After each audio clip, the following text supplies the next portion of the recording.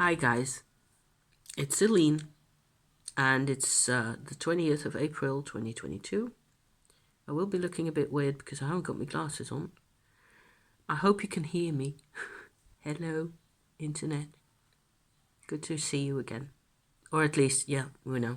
I see myself and I've got stuff on my mind and it's not been easy recently.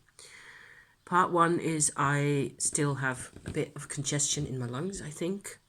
It doesn't hurt, it doesn't bother me at all. I don't even cough that much, but I am very out of breath often, and that's kind of, is bugging me.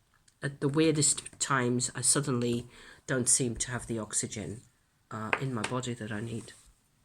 So that kind of combined with the phase of the month that I'm at, which isn't surprising at all, but still, it's still something that apparently needs to be done in my body.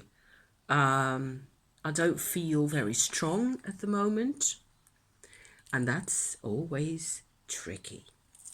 So, codependency issues? Sure, bring it on. My cards, my Tarot Misha cards that I brought out to help me map out my situation right here. They weren't mincing words, were they? So I had the Hermit for being alone the whole time, also in my own mind and feeling alone and all that kind of stuff. The Tower, the Ten of Swords, and the Five of Swords. So I managed to kind of talk my way around most of that. Certainly the Ten of Swords, which is like a kind of card in this deck. It's very bloody and, the typical what you expect of the Ten of Swords. I need to get into this issue and I need to talk to you guys. I just have to do this. I don't care if anybody ever watches me, which is kind of weird and funny. There's been a huge transformation for my husband. And I suppose I'm being codependent, which is what the Ten of Swords is about, to some extent, or the Tower, or the Hermit, or, the conjunction of those cards, really. And it hurts. It's a good change. Everything's so positive and so powerful. And I feel, okay, I should just be saying what it is that I feel, because that's the only thing that's going to help ever. Just in case you didn't know that, expressing oneself tends to help. Even me, because I'm this weird off-planet kind of crazy woman. I don't necessarily feel abandoned, except to the extent that he's at work at the moment. He's got a ton of work. It's very, very, very, very busy. So I kind of get left out of the equation a bit, which is okay. Oh, I can see I've got not that much battery. Oh, we'll see how far this goes. And otherwise, we just move over to the kitchen where the electricity is at, and then we just go on. Because now that we got this going, I intend to continue on, okay? Because it's a witchy check-in of a bit more of a flabbergasted and generally confused and generally kind of, not so comfortable kind. So that's what we will be doing, okay? So thank you if you're here up front.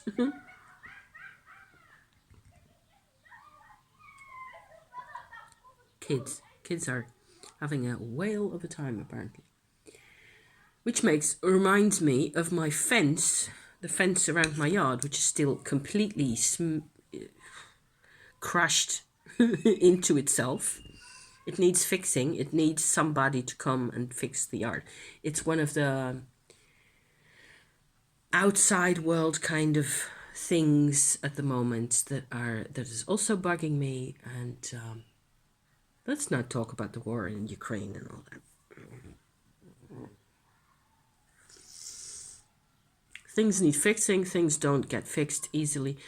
However, like I was saying just now, my husband has gone through this huge... Okay, so in case you've never actually heard me talk about this stuff before, My husband is a womb twin survivor. That is a rather big deal, it turns out, more and more. I've had, I must say, the privilege, really, of being involved in very close up in what looks like it's becoming more and more a healing process for him. And it's really amazing to be able to see it. It does, at this time, involve change where I kind of do feel left behind. So that's what I was going for here. To first of all say how it is that I can't really keep up with the level of changes that he's going through, where he's not even having this type of a conversation with anybody else outside the house. He doesn't see a therapist anymore because there isn't really anybody who knows enough about this kind of a situation. Whereas I'm right here, and he can always talk to me. He's had, not medical really, but just some kind of a therapeutic conversations in the past. And it turned out that it cost a lot of money, and it wasn't really a lot of the regular type of advice that people will give you is about coping with your situation, finding tricks and ways to not have to really deal with your emotions, to not have to figure out what the emotions actually are, to just keep keep yourself in a state where you're capable of producing the level of work that you're supposed to be doing, and so on, that kind of thing. So he gave up on that because there wasn't really any source of therapeutic conversations of the other kind, except right here at home, okay? So last Sunday, Easter Sunday, we actually went through this whole kind of a vibrational process, and that's really the foundation of why I am kind of uncomfortable at the moment, is that there's been a huge vibrational change, and I need to see him a bit more than I get to see him at the moment. It makes me really insecure. It's not really super surprising, what with everything that's been going on. It's also not the end of the world, now that I'm saying it. And yes, I feel he's shifted. I can feel it as I sit here, he's just gone he's become that much more involved in whatever his real life is like, including tons and tons of work. So the work will benefit from it. In the end, I also will benefit because we've been, he's been really successful over the past couple of months or so. A lot of progress has been made. We are doing really well. He's got new clients all over the place. People want him, and it's only going to get better from what I've seen on Sunday, right?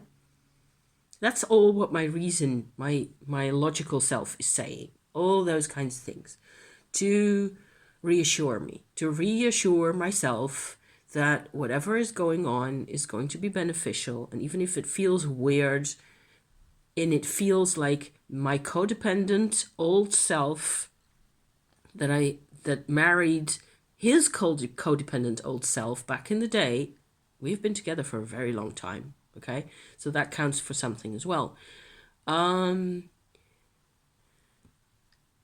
Those parts of us, that part of me is just feeling quite insecure at the moment. I need to see him a bit more often. I need to go out for a coffee with him, basically every day. That would be ideal, to just be able to talk to him at a time of the day where I'm awake. I will be able to talk to him in half an hour or so, whenever he's calling in for his lunch break. But that's different because the phone conversation tends to be, what's the word? Structured. There's kind of a mask there, in a way, which we've often noticed, both of us. So very rambly moment here that you're getting from me. I'm sorry that it's so chaotic.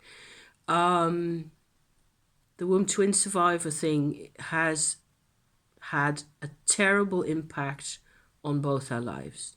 I'm married to a person, I used to be married to a person who is just half connected to the world, really, to his life, to his work. He tries to compensate. He's always tried really hard to compensate for only being halfway connected, by working even harder than, everybody else combined. And by being super, super crazy committed. And there's a whole lot of womb twin survivor traits that we've seen come alive in his life, really, where it's a thing. You can just Google it. Womb twin survivor, vanished twin syndrome, those kinds of things. They tend to get more. There's been more and more information about those things coming out over the past years or so. We found out that he's a womb twin survivor in 2017. So that's only 5 years ago. 5 years and a bit. And there's been huge developments and crazy, unexpected, weird, emotional turmoil going on occasionally, where the rest of the time, the other 90% of the years have been about work and clients and running around. And then all of a sudden there's this portal that just opens up, and Sunday last was another one of those. And so it's no surprise if I compare this to the same kind of weirdness that happened last year in 2021 in January. There was a similar kind of a portal where he realized the weirdest things of all. Oh my God, it's been so weird. He realized that he's probably had a previous life, a past life in his family line. More than a century ago, there was a kid in that I did a whole series of astrological birth charts for his relatives and his ancestors going back in time. For some reason, we completely got carried away with that. And there was this massive connection, and he just had such an emotional time with that. Now, looking back, it actually starts to make a whole lot more sense. And I suppose the conclusion that's happening is that he's expanding. So what the point was of the whole loss of his twin is that in the end, at some point down the line, you're supposed to, if you're a womb twin survivor, I wish you all the luck in the world doing this, or in the way that is suitable for you, but it's about expansion. It is truly and really about mind and consciousness and energy expansion and emotional expansion. Growth. Personal, true growth. It's insane.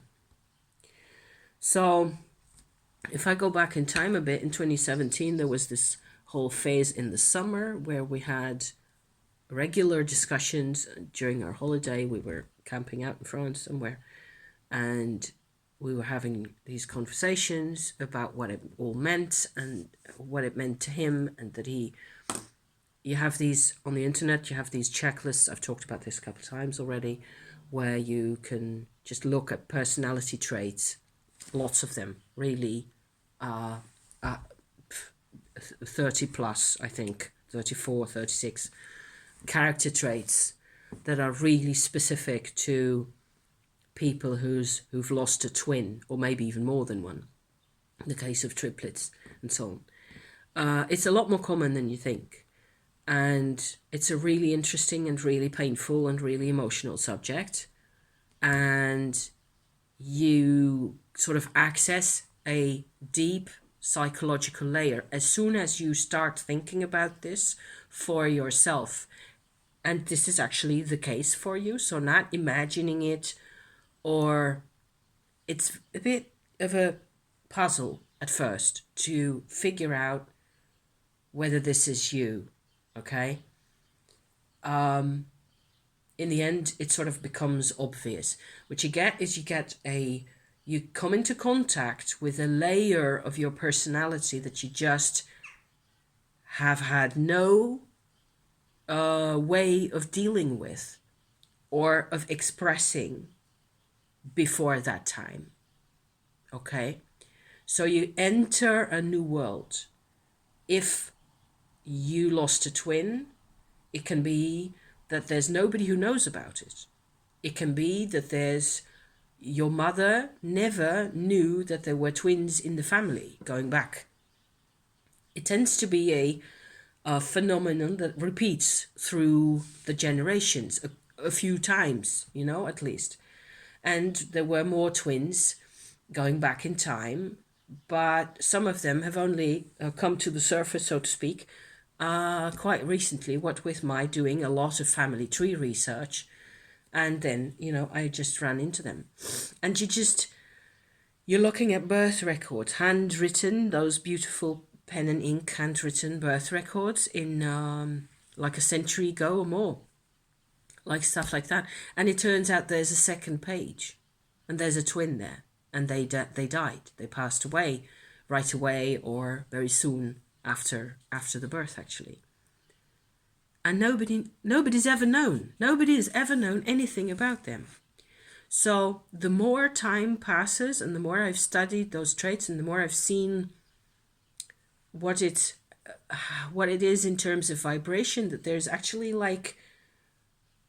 there's the so-called normal situation where theoretically, at least, one's awareness, one's self-awareness is actually fully available to you in your body. Okay, so I make decisions, I have preferences, I go through cycles and things, I have options, and I am whether I'm mentally aware of them is another thing. I believe, actually, now that I'm sitting here and getting my mojo on kind of slightly, I'm realizing that I think there's a lot of people who suffer from depression and or anxiety disorders, what is felt as disorders, okay, who really are womb twin survivors. So it sounds kind of dramatic. It is very dramatic, but it's not dramatic in the way like I'm being a drama queen or I'm being this big ass emotional, theater production here. Because that's not what it's like at all. It's about energy. Okay, let's just say that. It is about energy, it's about awareness. And part of the awareness, where I was saying just now, you should be aware of your options. We should be in contact, at least emotionally, with most of what is going on in our lives. For a person who's dealing with a vanished twin, it's like half, at least, of their consciousness energy, whatever that means, their incarnation energy, if you like, isn't really connected to their body, because there's parts of it that's just sticking out. If this is my life, okay, in my body, then my energy, instead of being like so, it's like off to the side, and there's a whole, don't take this too literally, there's a whole side of us, and it has to do with intention. It has to do with the awareness of the emotions that were happening at the time of the loss of the twin, and so on and so forth, which is in the deep past, which happened in most cases, it happened in the womb. So it's like you're opening this door. That's what I was saying just now. Onto a whole new world inside you. That's what happened in 2017, 2018. On top of all this, my husband had to go through a stomach operation at the time. I kind of still believe that the little fragment of cells, pancreatic cells, that they had to remove from his stomach lining, that those were actually cells that had either they would have probably been actual cells from his twin, because that happens in the body. These are real things. These are things that affect the body, the cellular structure, the energy, everything. It's very deep stuff.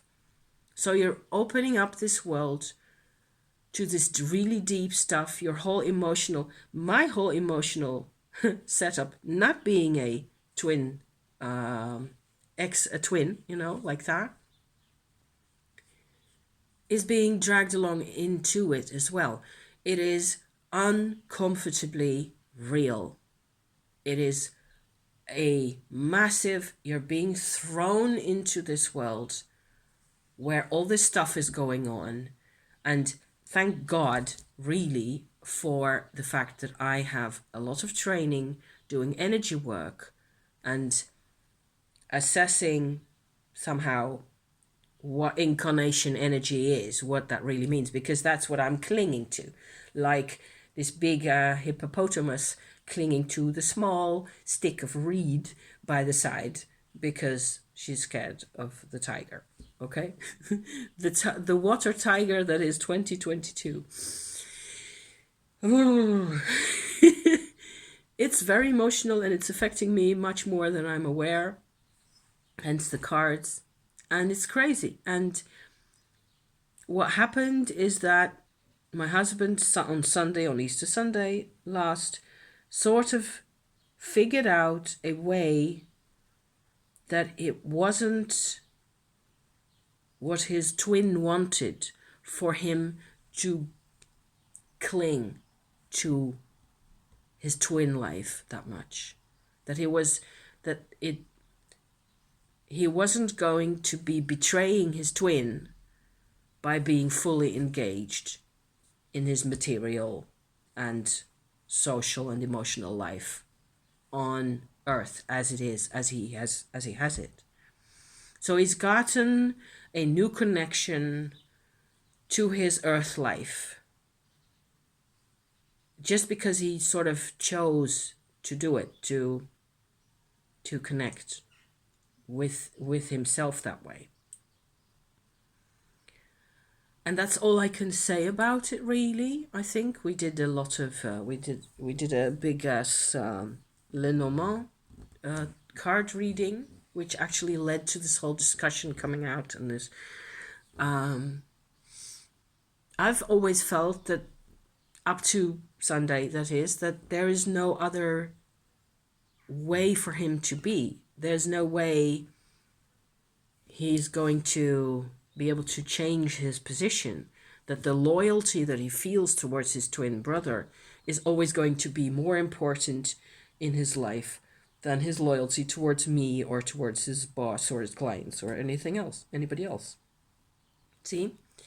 And so there's a huge shift in that going on, and it's kind of complicated. So I hope this makes sense to somebody out there. It's a sort of a work in progress report that I'm kind of giving here. I'm nearly half an hour in. It's more of a big change, but you can't see it. That makes it really confusing. And I need to see him, and I need to talk to him, and I need to have some time, and we need to get the fence fixed, and we need to generally move on with things, There's other elements that are really cool. I'm going to write an email later today to a person that I've got in contact with, who's got it's an interfaith website where they do, they've got lots of reviews of Black Mother statues all in Europe.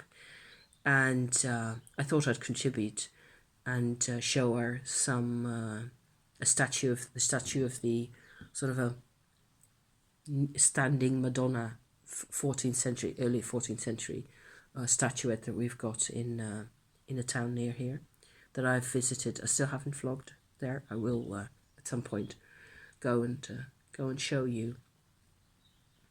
But I posted a photograph of the shrine, and she responded, so I'm going to have to answer her mail. She wants me to see if I can, contribute to her website even. So that's kind of cool. And we'll see where we go. Because there's at least a couple more shrines that are similar, that are sort of comparable, that I know of in this part of the world. And on the map that she shows on her website, there aren't any Dutch Mary figures like this at all. And they are there. They exist. But it's a bit of an old, sort of a cultural secret in a way. So yeah. So that's kind of cool, and the weather's gorgeous. I'm going to first go to the pet shop to get my anti-flea medicine for Pussycat. So that'll be done. And I think I'm going to put my cards away because I don't need to sit and look at that tower card the rest of the day. It has done its job. Oh, It turns out these things are really confusing.